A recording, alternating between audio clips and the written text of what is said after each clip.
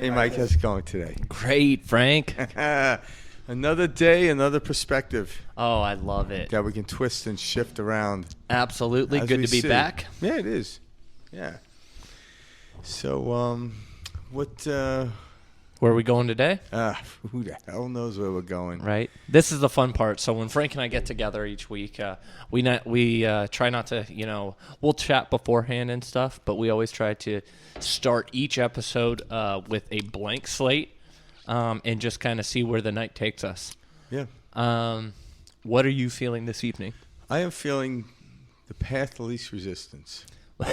That's perfect. I'm done. I was just going to say that's a great segue. Yeah, so... Makes it nice and easy for us. Yeah, you want to dive into that? Yeah. All right, dive into the path of least resistance, and we'll see where this takes us. Okay, so path of least resistance, simplicity, being, oneness, however way we want to look at this, the path of least resistance is always going to be the best way for us to achieve, or I shouldn't say achieve, for us to find happiness, for us to be in that present moment. The path of least resistance is very much so a concept where we see ourselves as energy, correct? So we are energy. We cannot be created nor destroyed. So knowing that, just like the way energy travels, it's important to understand that the path of least resistance is going to get us to what we perceive as the destination in the quickest and I don't want to say quickest because it's not necessarily a linear perspective. No, because when you get lost in the field, like an 8-year-old kid getting lost at the park, whether they were there 8 hours or 8 minutes, they don't care. They get lost in the field. So they're not. No one's trying to get to the park and have fun and getting over with. So quickness is not. Yeah, it's a perfect word. Point A to B. The hare tried to win the race quickly, while the tortoises took his time. Mm-hmm. But they both finished. So it doesn't really matter which path you take. It's the exhilaration which you do it. So quickness is not a concept we like to play with in this field. Absolutely. Yeah, because you don't want to get life over with, do you? You don't want to get through sex real quick, do you?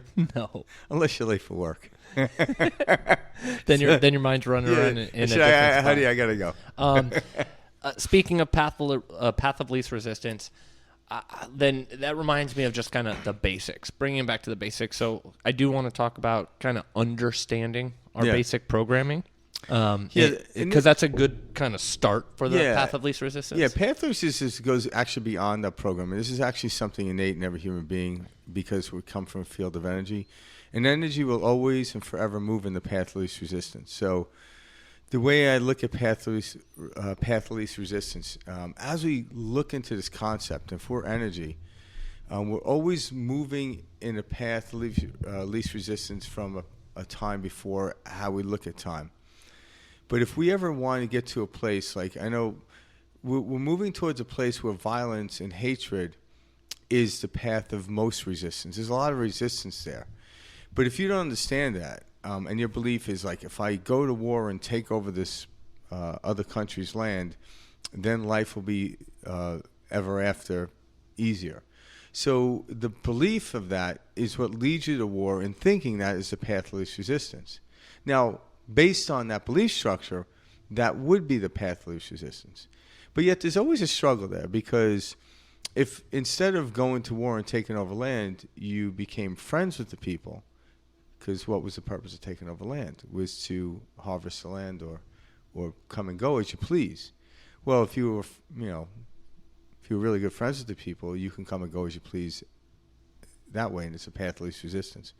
So as we move in this path of least resistance and understand it, hatred and anger are slipping out of the field, because we're starting to realize anger is the path of resistance. It's a huge resistance in the field.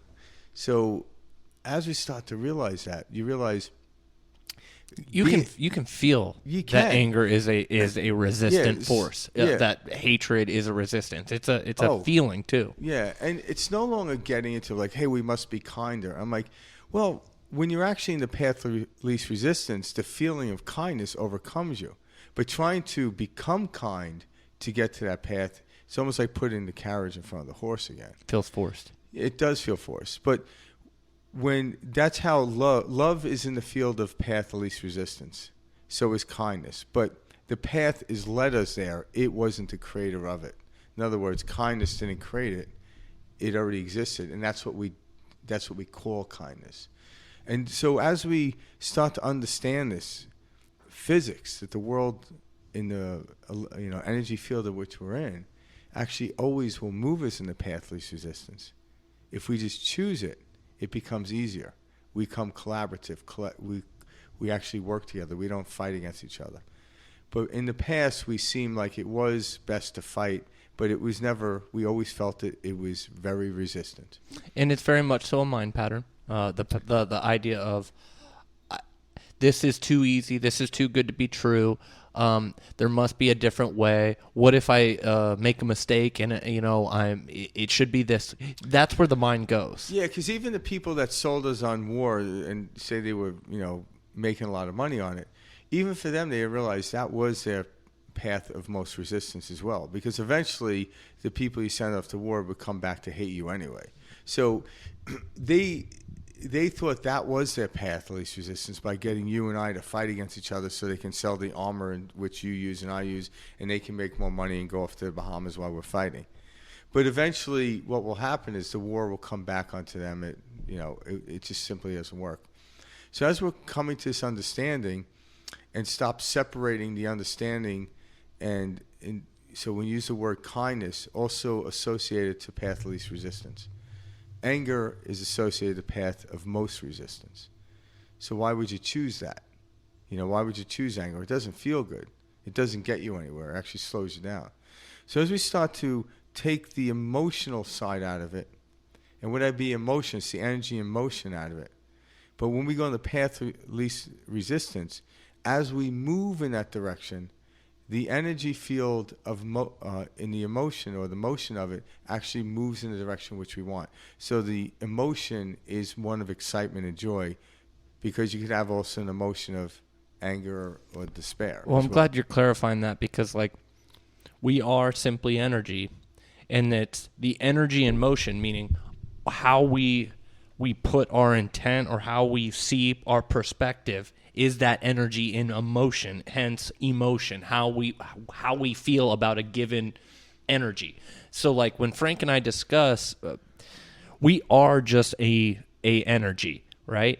And then it's our view that we put on the energy that puts it into motion, whether that be a preferential view or a non-preferential view.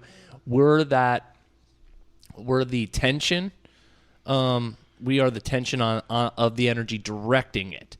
And as we get better at this, you look at preference and non-preference. So what's a path of least resistance? Is preference. So, and that's when we come to feel like we come to understand we don't have control over the outside world, what happens. Whether it rains or the sun comes up, we have no control over that. But we do have control over how we look at it, how we perceive it. So why wouldn't you perceive it at least tilting in the place of preference? You don't have to be like, oh my God, it's raining out. But that's energy in motion, emotion. Yeah, but that that's us putting, you know what I mean? Yeah, once we shift, it's like when you start at a neutral spot, in relevance to which we always are at. Yes. So in relative terms, when you're neutral, you aren't moving in relative terms to the energy field in which you're held. You're actually staying still. Just like if a boat was on a river and there was no paddling going on. So the river and the boat are moving as one. So from the water or the river itself and the boat, there is no movement relative to each other. It's not till you look at the shoreline you see the movement. So when you're in that neutral state, there is no movement relative to the field of energy. But once I give a direction towards something, whether it's preferential or non-preferential, I start generating an emotion. So there's energy in motion.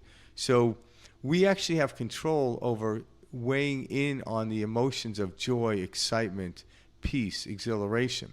Actually, peace is something that is a neutral state. You can go either way. If we don't like the energy that's in motion, take foot off the gas. Go back to neutral. Yep, exactly. Which allows you recalibrate, regulate, self-regulate, whatever you want to call it. But That's what we're saying by being aware of this neutral energy and, oh wow, I can take my foot off the gas and when I'm going in a non-preferential way. Yeah, eventually the car will stop. Yep.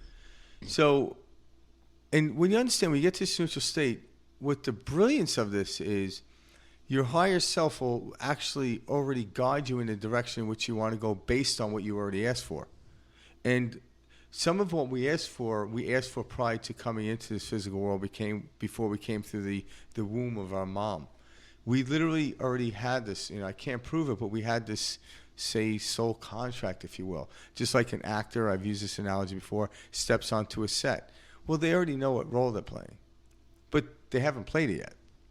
They had no direction yet. The director haven't directed them yet. Yes, they may know the lines of the first scene, but they certainly don't memorize the whole thing. And even if they memorize the line, they still don't know the emotion they're putting into it until the direction comes from the director.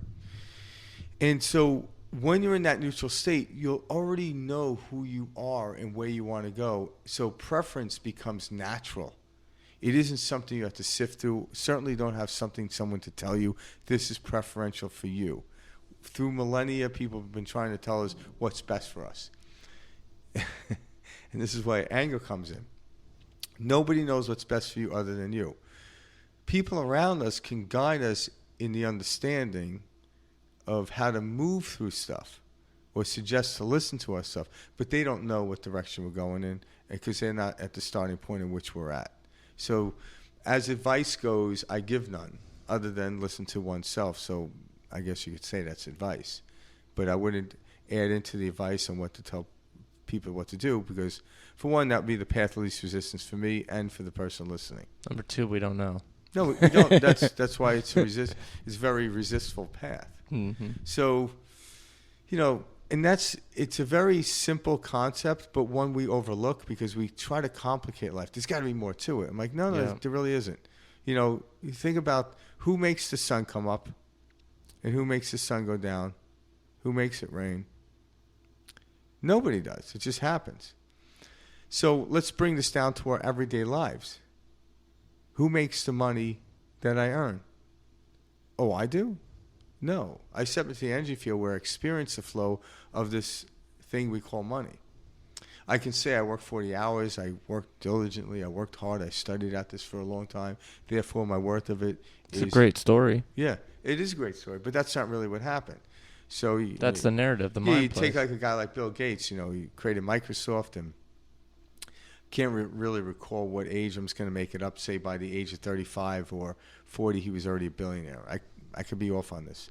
But then comes a young buck at the age of 26 becomes a billionaire who created Facebook. Mm-hmm. So you look at that too. So you're telling me he worked harder or double the time than Bill Gates? No. He found the path of least resistance, even over and above Bill Gates. One could say it was because of Bill Gates' work. It helped him. Typically, it's how it really works. You see, okay, there's a detour up there, or the bridge is out, so let me go this way. How do I know the bridge is out? Well, the person before me went that way and doubled back, and as I was going down that road, they simply said, the bridge is out. So now I know. But as I move forward from that point on, I then have to step into the unknown and discover that all for my own. And that's the fun of it. Because somebody will come along and beat out Mark Zuckerberg for looking at that way. And, I think it's already happened. Yeah, I'm sure it has happened. Yeah, like these exactly. 21-year-old crypto billionaires, Yeah, and again, if you're looking at it from the field of collective energy in the representation of money, which... there's nothing wrong with that. I don't have a problem with that. But if we're just basing off that because it's easy for us to explain this analogy. But it isn't working hard. It's working efficiently. We know this. Remember, like years ago, I think it was in the 90s, it's like work smarter, not harder. Well, what is that? It's working in the path of least resistance. And as we get really good, and there's always going to be some flux of resistance, some energy resistance, because if there was no resistance, there would be no movement. I was just going to say, you need resistance, you need contrast to experience it. Yeah, what good is doing 100 miles an hour in a car if there's nothing to look at on the side, noticing you're doing 100 miles an hour? It's the exhilaration of driving down the street and have a tree-lined street as the trees flash by you, letting you know You're moving relevant fast. to the trees that are standing still that you're moving 100 miles an hour. But if you're up in space doing 100 miles an hour, you might as well be standing still because you wouldn't. It would appear that way. Well, yeah, because there's no relevance to any movement. So here in the three-dimensional world, the relevance or the relative aspect of resistance is not to get rid of it, but it's to move with it. Not against it, but move with it. But there's always going to be some. And we hone in and we get more path to least resistance, how time goes.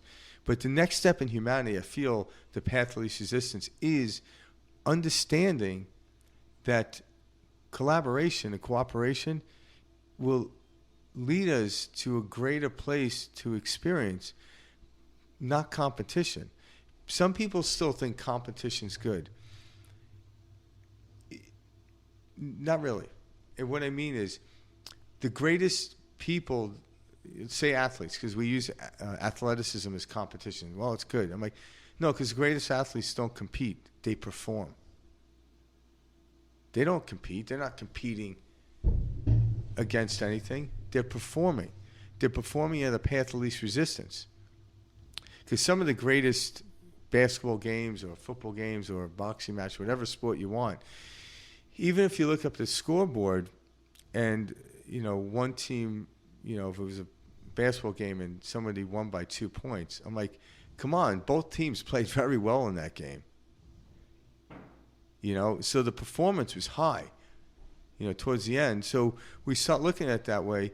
The exhilaration wouldn't have happened unless both teams were performing.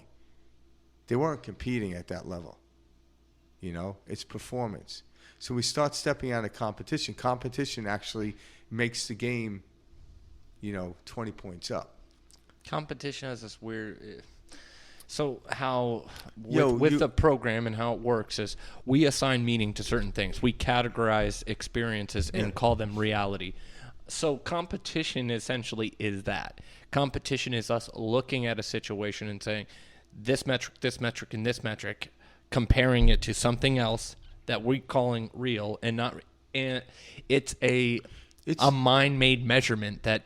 Yeah, and it has nothing to it. Because think about nothing this. to it. My whole life I was told this, but very rarely I think that the coaches mean it. It's not whether you win or lose.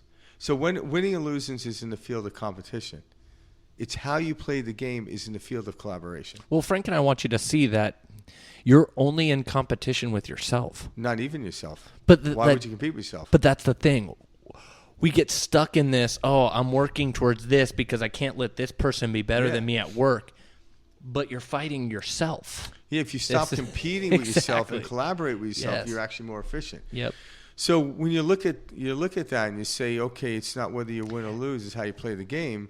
All of a sudden, how you play the game should not be an indication what the scoreboard says at the end of the game. It should how you feel.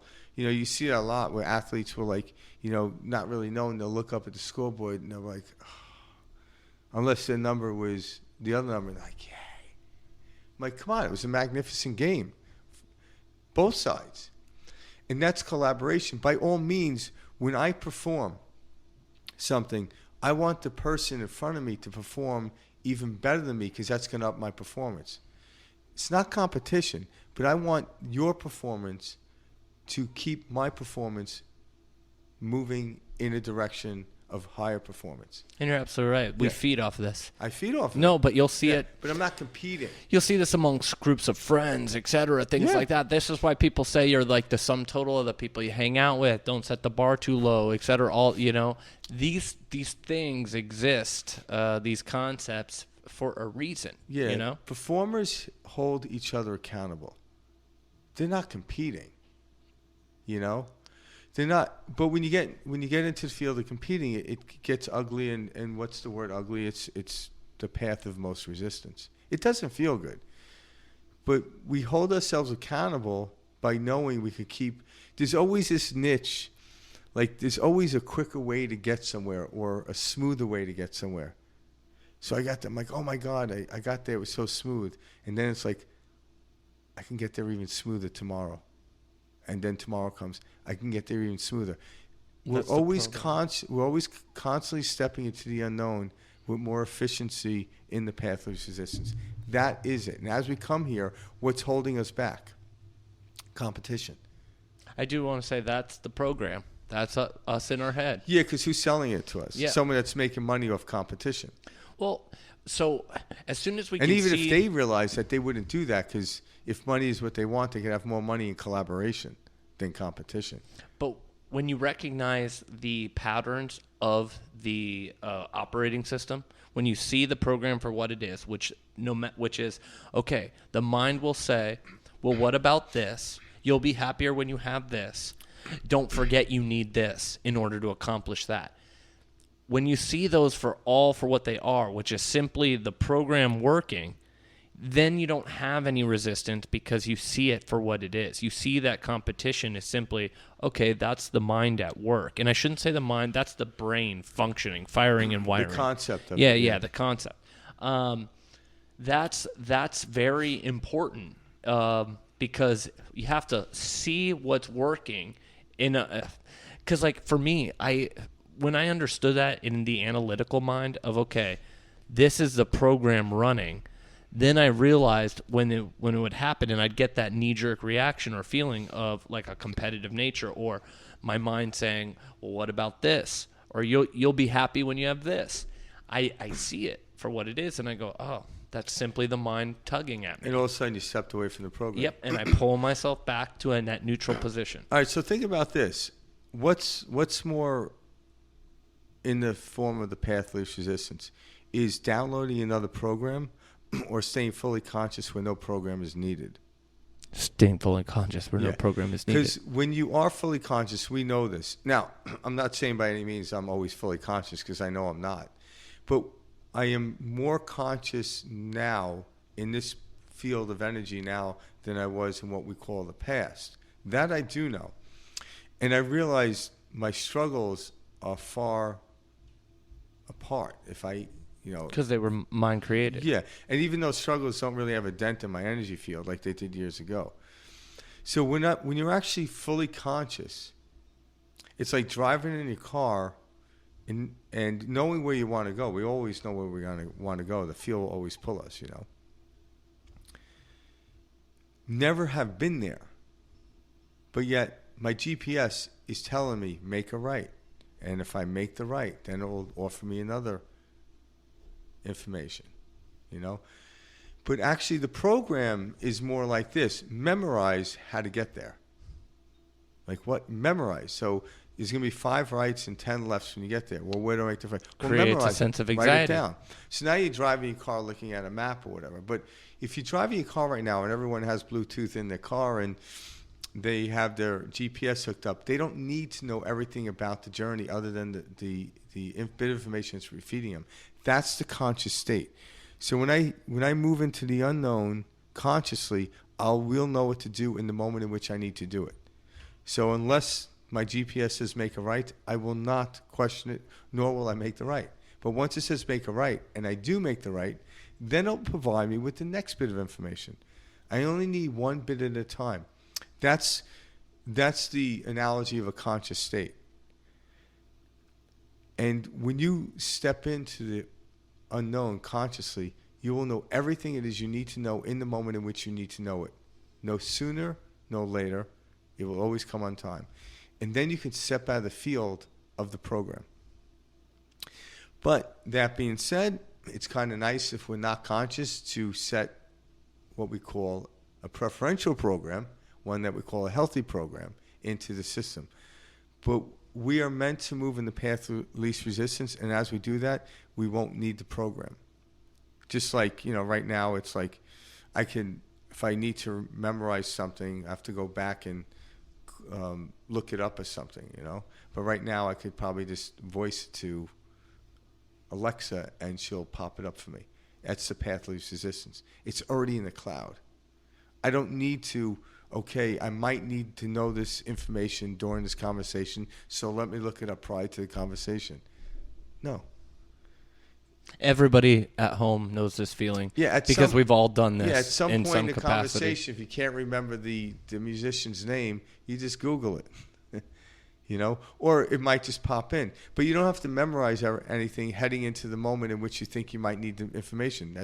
But this is where we get Yeah. mentally exhausted day in, day Yeah. out, thinking, I must be prepared for this event. No, I must be prepared for that event. You already What are if this prepared. is happening? Exactly. But we run wild with the mind thinking, oh, I must get insurance for this. I need life insurance too, because what if I die? Oh my God, I've got kids. The mind runs wild. When you recognize the program from above, you see the operating system, you can let go because you see it. You realize, wow, no matter what, I will always feel I need more. That's the point. This is a program, guys. You are stuck in a consistent roundabout of unsatisfactoriness. And you're saying, when I accomplish this, then I'll be happy. And then you get that, and then nope. Guess what? Everything is impermanent. And so at that point, it becomes a new goal. More money, more wealth, more fame. Yeah. This is a never-ending cycle. So when you recognize the cycle, you see the program and you say, wow, it doesn't stop. And it just keeps going and going and going at no matter what age, no matter what culture, whatever. It's a constant, I must do this in order to receive that. Yeah. And that is simply not true. Now, also, too, when you look at this, paradoxically is, when you step out of that field of program, you'll always get more, but you're not wanting more. Well, that's because we finally let go. And the river takes us. But there's always more experience. There's always more money. There's always more everything. Just like, well, it's because we're taught and conditioned to think that everything is finite. well, again, Wealth. Well, what it is you're focused on the outside world. If you focus on the inside world, the outside world will yield to you what you want. But when you focus on the outside world, that creates anxiety. Because I feel I need this amount of money to make it through the year. I'm like, you don't know what you need to make it through the year. And if you let go of the concept of needing this amount, you can get double the amount. That just means you're going to expel it or shift it into something. In other words, you're going to spend it, because the path of least resistance is you don't want to carry that all with you either. You want to let it to flow or move through life. So as we start to understand it, we're not talking anyone out of more. More is a natural entity of the universe in which we live in. Expansion humans have nothing to do with expansion other than the experience of it. So if I move in what I call the field of abundance, I'm only going to get more, not less. I won't stay the same if I don't strive. Well, also, this idea of needing more creates a sense of lack, meaning you don't have what you do. Yeah, because I know this. That's important for us to say, because the idea of I need more, it implies that you don't have enough. And we do. Yeah, and then you're living in that cycle. I know and experience. Yeah, if I know just conceptually, if I live for another 50 years, I know I'm going to need more food. So I no longer want more food. But I don't need it now. I'm present. So my needs will always and forever be met based on the field of energy in which I move. And which is the field of energy I move. It's my belief of what I consider to be the path of least resistance. Mike's path of least resistance will be different. So here we live in Phoenix. If I wanted to get to San Diego as quick as possible, I head west. Mike, on the other hand, wants to go to San Diego, but he wants to travel the world. He heads east. He'll eventually make it to San Diego, depending on how long he stops off in each land in which he achieves to go. But yet, that is his path of least resistance, because he wants to see the world, because you really can't see the world by heading west from Phoenix to San Diego, because there's a couple of towns in between. And then you're there. But that's my path of least resistance. Path of least resistance doesn't mean you're going to get there quicker, as we started this conversation off. It just means you're moving in the flow of the direction of a preferential choice. Bless you. Excuse me. And that was a path of least resistance. It was just one of those moments. Let it go. I've been fighting that for like 10 minutes. Oh, why fight it? It was just so funny. We're talking about letting go, and you're holding on to his sneeze. See what happens when you hold on to shit? Exactly. Let it go, people. Let it go. Let it go. Oh, that was too funny. You have a brain aneurysm. Yeah, seriously. I was like, all right, you're not gonna sneeze.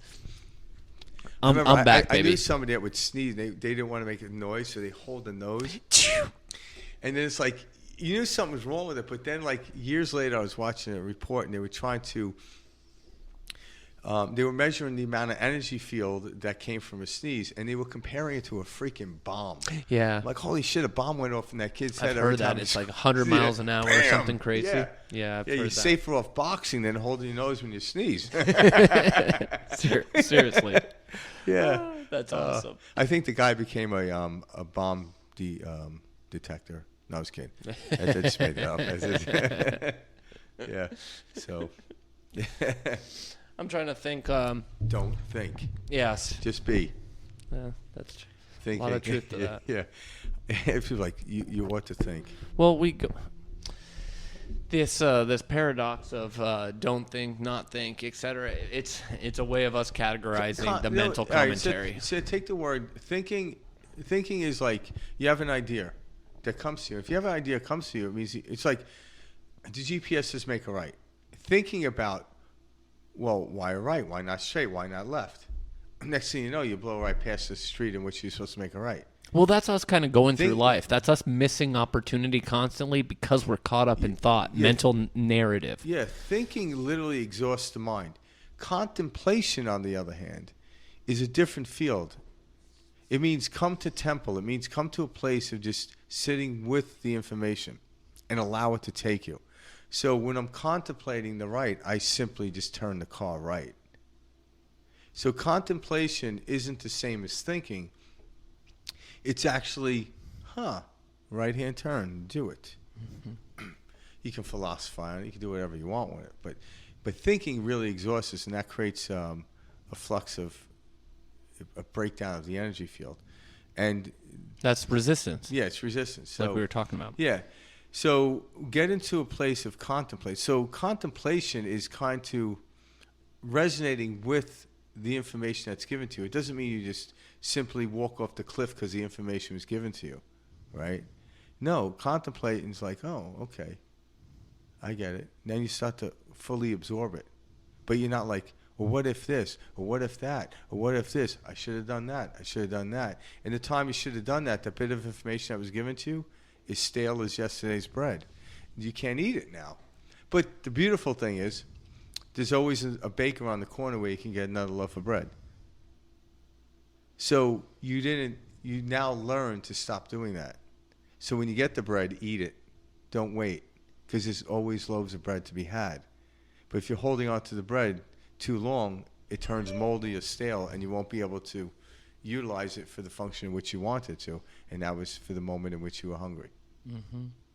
So contemplation, let that take over thinking. And when you find yourself thinking, contemplate. Why are you thinking? Why am I thinking? One way to kind of also, so when you're caught up in thought, or you think you have a problem, let's say you're like, oh, I've got a problem. Any type of problem is due to a restless mind, because the idea of a problem is very much so a mind-created thing. Yes, we have. What is a problem? Well, it's how we define it, again. Well, problem is trying to look for the sun as it's setting and you're looking east, because we know it sets in the west.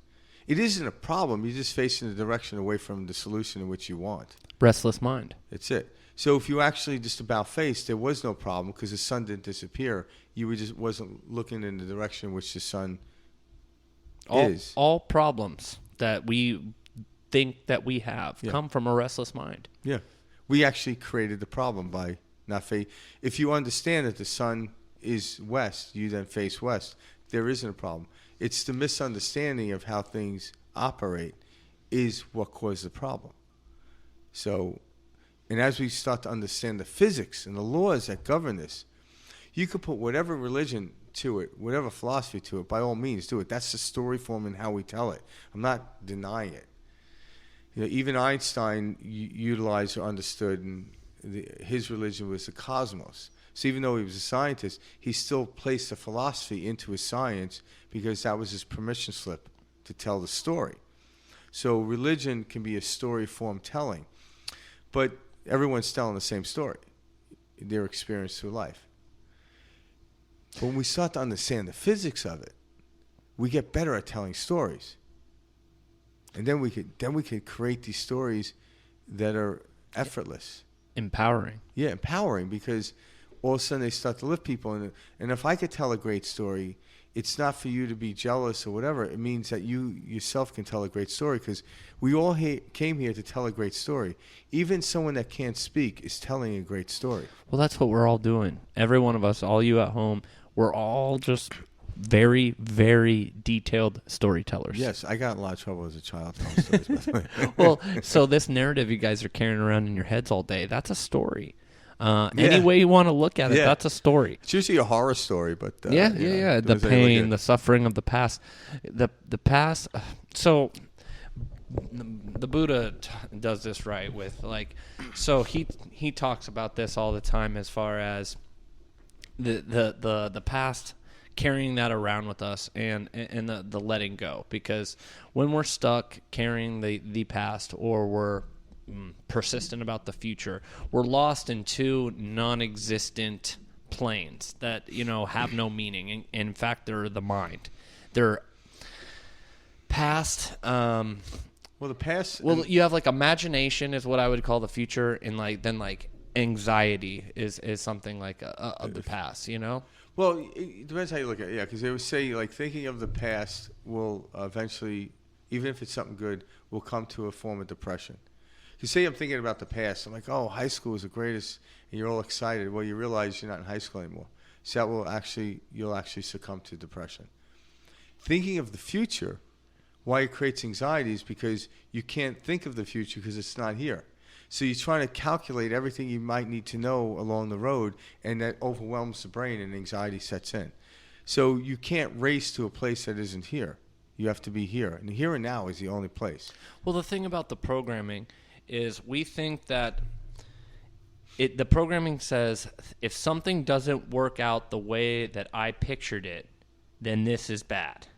This is something you will not enjoy. This will be a negative experience. So when we experience life and it's not the way we had pictured it, we associate something must be wrong. Well, can I ask you a question? How did you picture this thing? Oh, well, that's through conditioning. But I'm saying it had to come from what we call the past. Yep. So if you want to move forward into the future, you can't use the past as a picture, because that's just a replication of something else. And that's the crux of it. That's the human. But also the idea of the social condition, the idea that happiness is only attained through wealth, through marriage, through relationship, through this. To some degree, it is, but it's not it's a representation of it. So if I'm at peace, I am wealthy. If I'm at peace, I'm in a great relationship.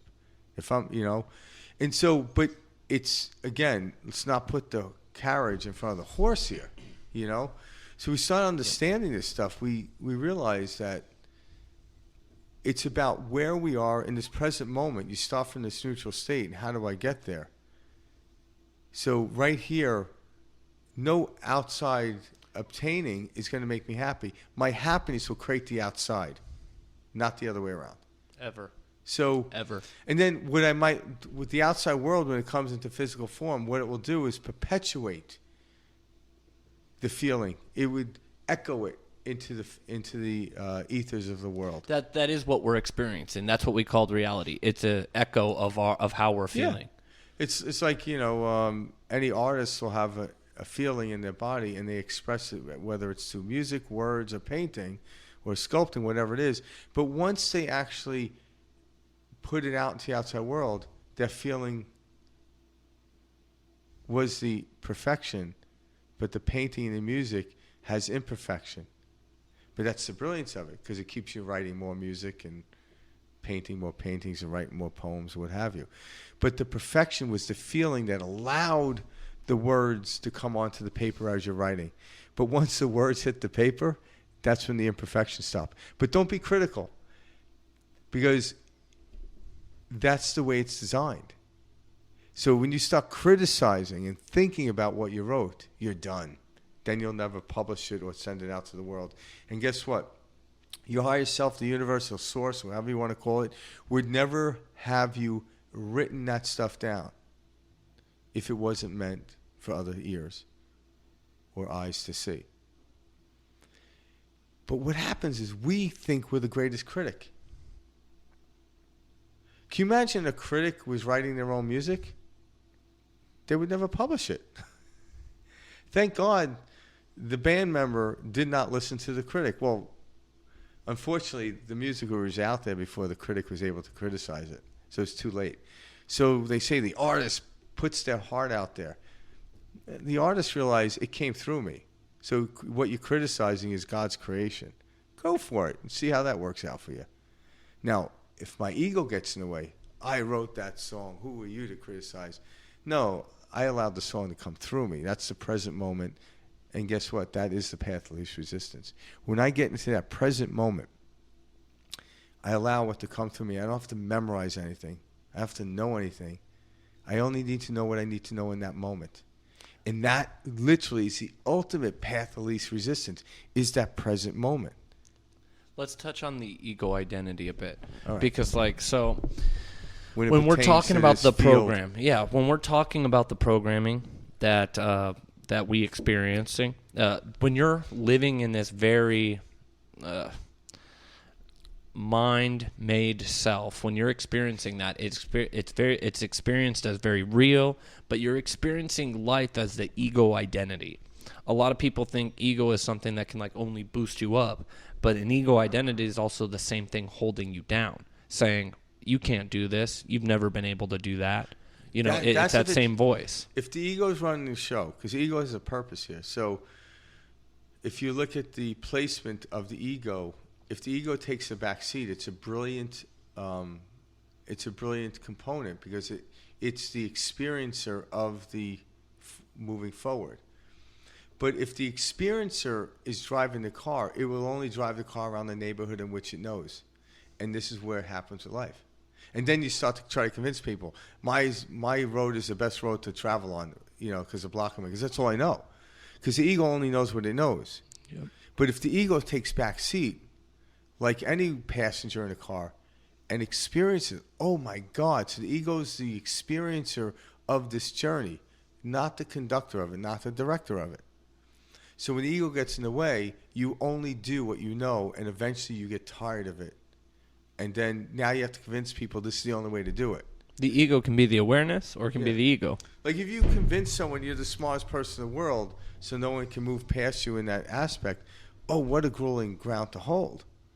It really is. So I have to say I'm the best. In order to be the best, no one could exceed my limit or whatever value I hold.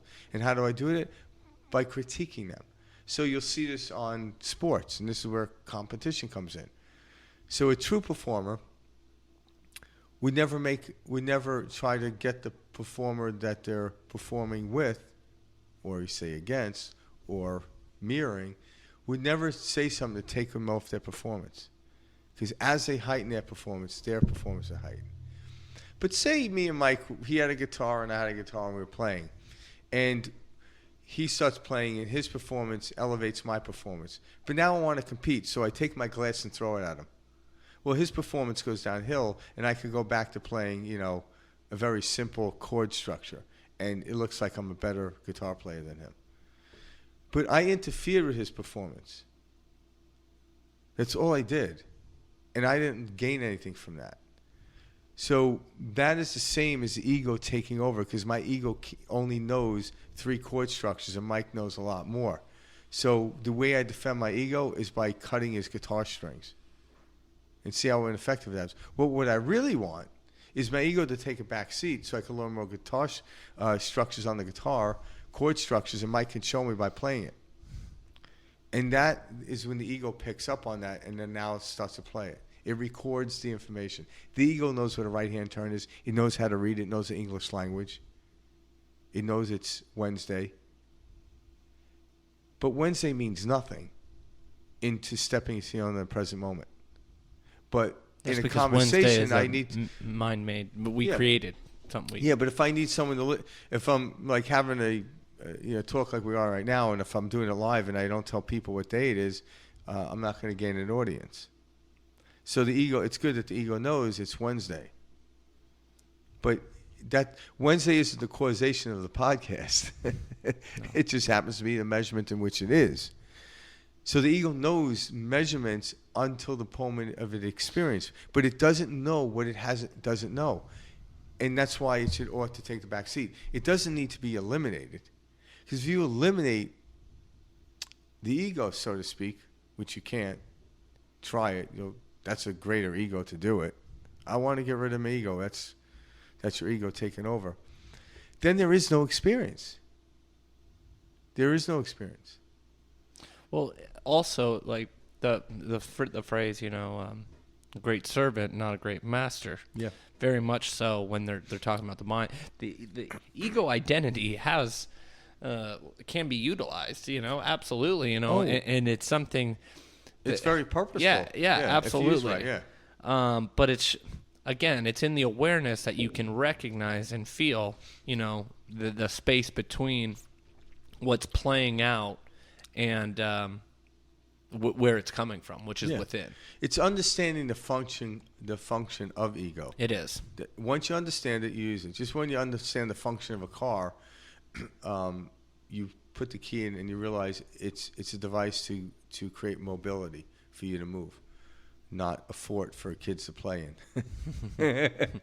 And all of a sudden, this is what it's for. So the utilization of it, the purpose of it was built was to travel, and that's the path of resistance. But if you're pushing the car, it now becomes a chore. And you realize, no, the car has its own engine. If you understand the function of it, you'll then go for the ride rather than be pushing it. It's in the understanding of these concepts, seeing the operating system, understanding the program, that you allow yourself to no longer apply resistance, because you see everything. You see all the resistance. You begin to see, oh, wow, I've been stopping the free flow of energy. I have been impeding what I'm working towards. Understanding gravity. Even though there's nothing to work towards. Understanding gravity is why I don't jump from the 10-story building and I take the elevator. You know what I'm saying? But if I didn't understand gravity, I would think, I can get quicker if I just jump off here. Yeah, but then the experience is done. You're over. Squish. Yeah, squish, splat. Yeah. It's like a Bugs Bunny cartoon. Seriously. Squish. Yeah. But you notice how they're always in the next episode? Yeah. It's just weird. Well, that's us. Yeah. Next life. It's like when Game of Thrones was playing, of these. and Ned Stark died in the third episode. Like, it would be great if it was like Looney Tunes and he was in the next episode. Like, he never died. We're trying to help you to stop having to come back for every episode. We want you to get off of this wheel of life. We want you to be able to step outside of it and say, okay. Or just put your perspective onto it. But it is when you start to understand the physics and how things work, the path of resistance is a natural thing. It's not something you have to focus on. It's like if I took this water and spilt it out of a cup, I don't have to focus on it. Gravity will take over in the energy field, and it'll move it in the path of least resistance. It'll hit the table and probably roll onto the floor. But if there was no table, this wouldn't create a resistance, but there is. There is nothing we have to work at. But when we're present and conscious, you'll know what direction the path of least resistance is for where you are. And where you are is based on your belief structure. You don't need to get rid of your beliefs. You just have to work with them. I was talking with my brother last week. Frank and I were chatting about this earlier. I was talking with my brother last week, and he said, "Hey, what's the most simple way to kind of describe, this experience, or what's the simple way, a very simple way to describe kind of what you and Frank are talking about?" Watch Looney Tunes. Seriously. Yeah. Enjoy. Yeah.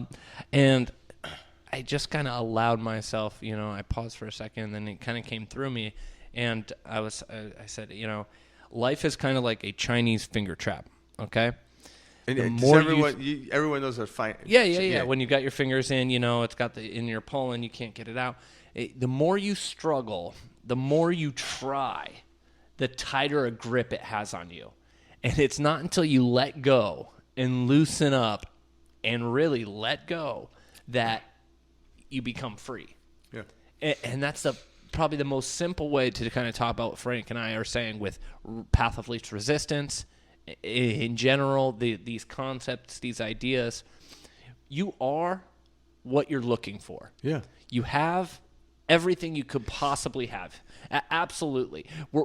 We think we are stuck in a mind pattern where there must be something more for me to be happy.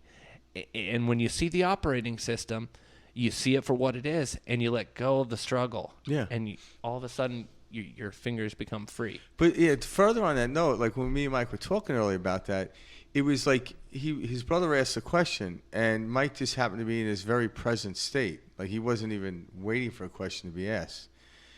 And all of a sudden, this analogy came to him. And I asked him, like after he told the story, I says, well, when was the last time you played with one of those finger, what do they call them? A Chinese finger trap? Chinese finger trap. He goes, oh, when I was at the carnival or something. It was 12. So it wasn't like he was in the moment in the day trying to implement the Chinese finger trap into his conversation. It just came to him. And why did it come to him? Because he was completely present.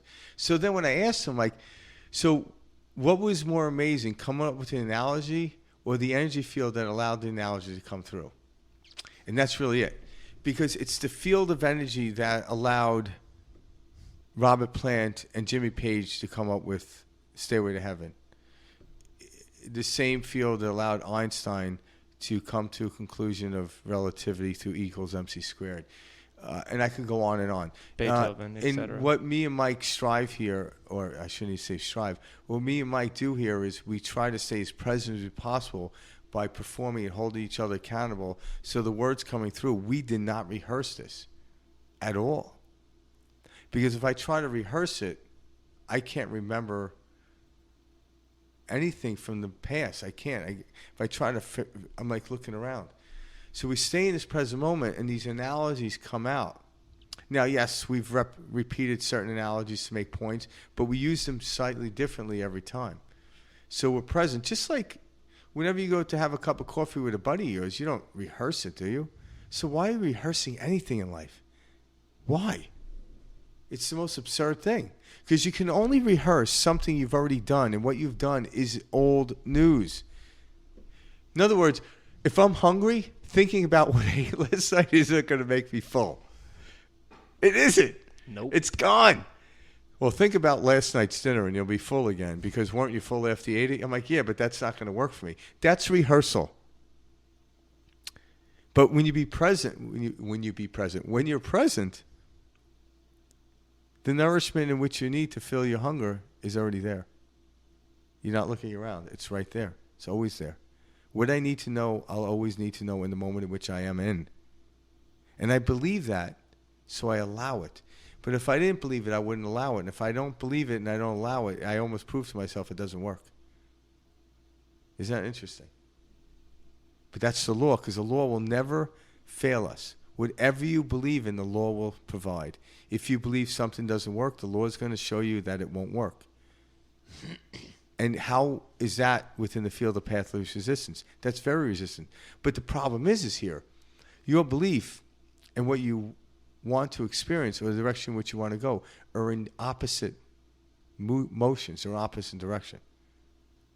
But when you have your belief moving in the same direction of the preferential experience, that is the ultimate path of least resistance, because you're present at that moment in time. That's it. But it's when you're wanting to experience this, but your belief says no, that is the path of high and ultimate resistance. And most people do that.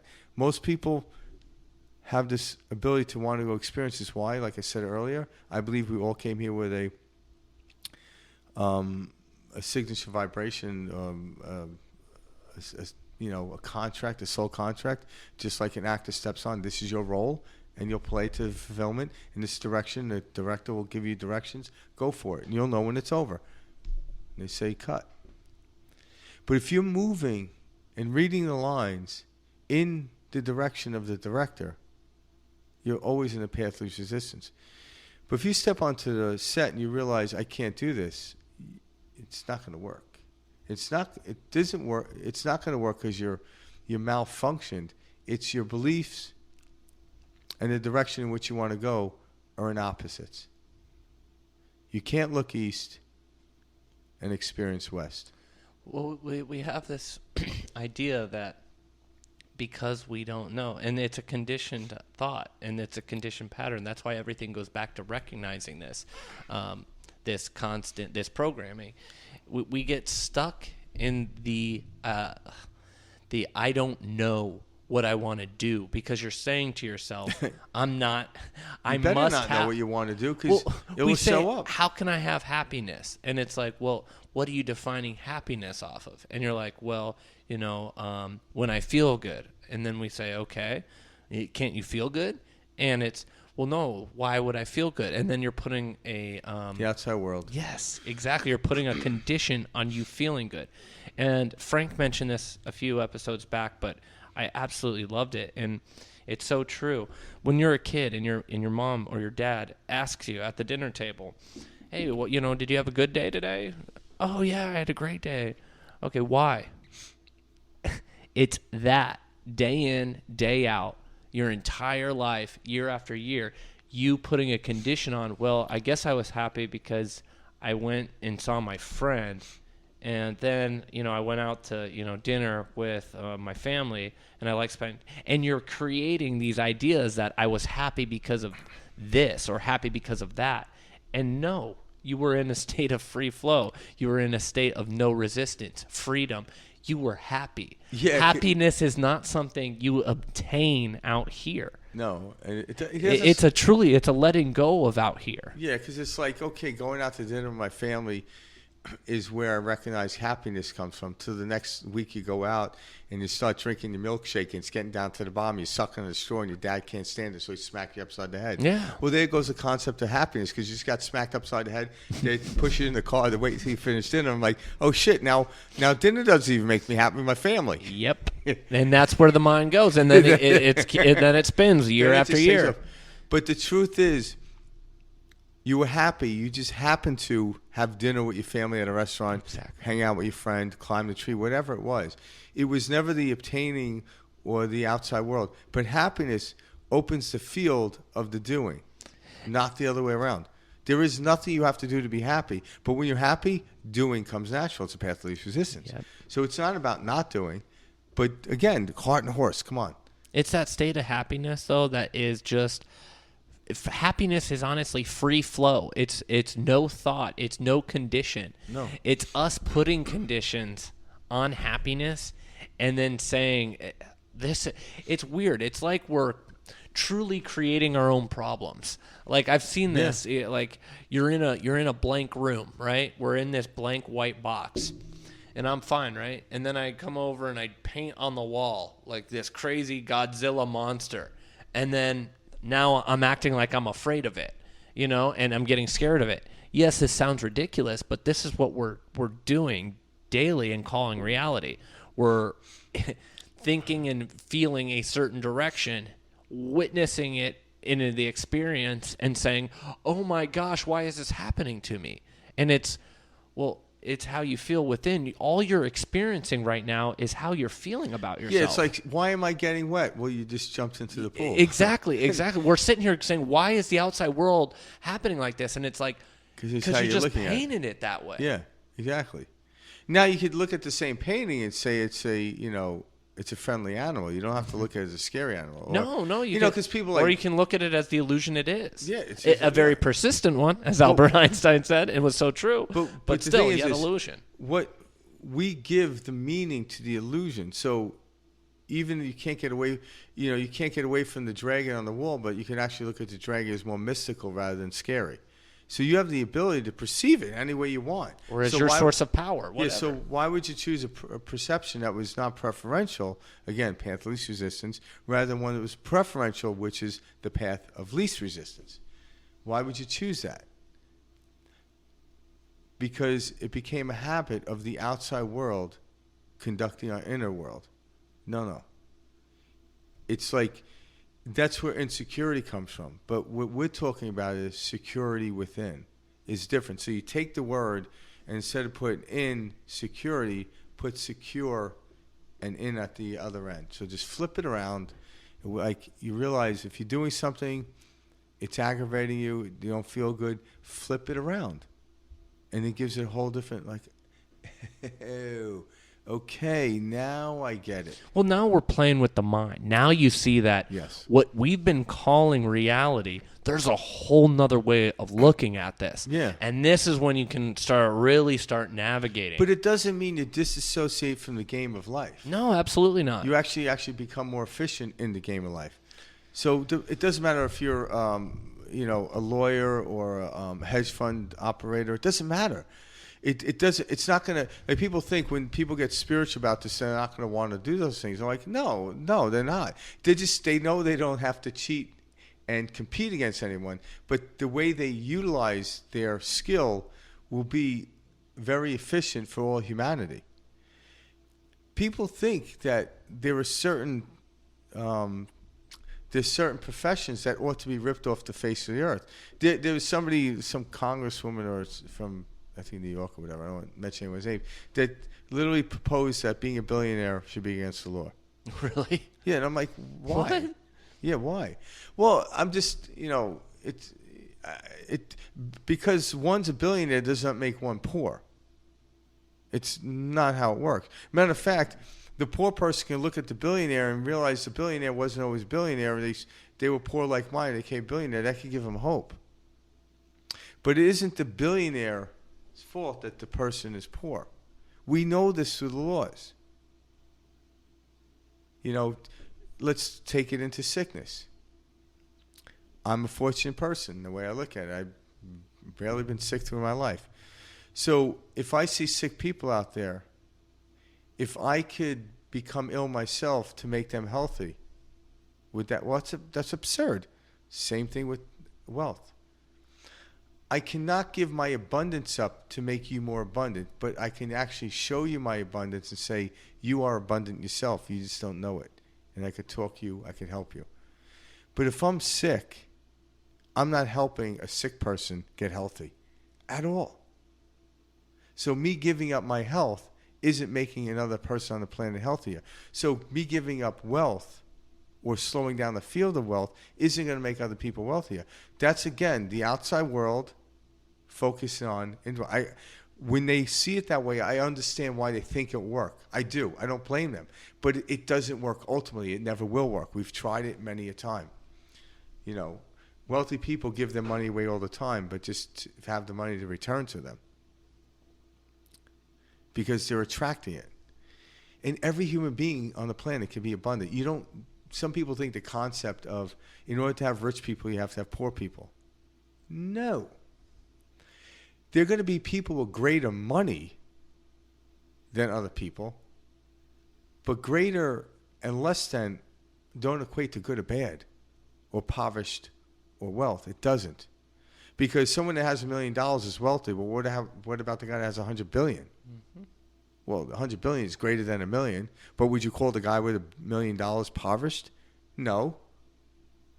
And guess what? Wealth is a concept, because the guy with $1 million can feel impoverished if he looks at the outside world against the guy with $100 million and probably, feel really bad about himself. Happens all the time in Scottsdale. In Scottsdale. Only Scottsdale, though. Nowhere else. No, but you know what I mean? It's not. It's like, it's crazy to me. I see it all the time. Well, it's a comparison. Yeah. Oh, yeah. And this is the brilliance of Einstein. Everything is relative. Yep. So it doesn't matter. Mm-hmm. But the thing is this. Poverty is a concept just like wealth is a concept. But the thing about wealth and abundance, that's how you're God-given right. But how you perceive it, how you define it, is up to you. And guys, this is what everyone's talking about. Tony Robbins, Rich Dad, Poor Dad. I just love seeing this portrayed in so many different costumes because people are like, oh, I'm a businessman. I only, poor dad, rich dad, or rich dad, poor dad, or some people are like, oh, I'm super spiritual. I learn it this way. We're all talking about the same thing. And all of us. Don't get hooked. Yeah, don't get hooked up on the modality. Yeah. You will find yourself in a field of modality. You'll do that. But it's not the religion that made someone spiritual. The religion was a permission slip to allow themselves. And guess what? At some point, you had to let go of that permission slip in order really to experience the fulfillment in which you want. Just like a car will get me to the restaurant.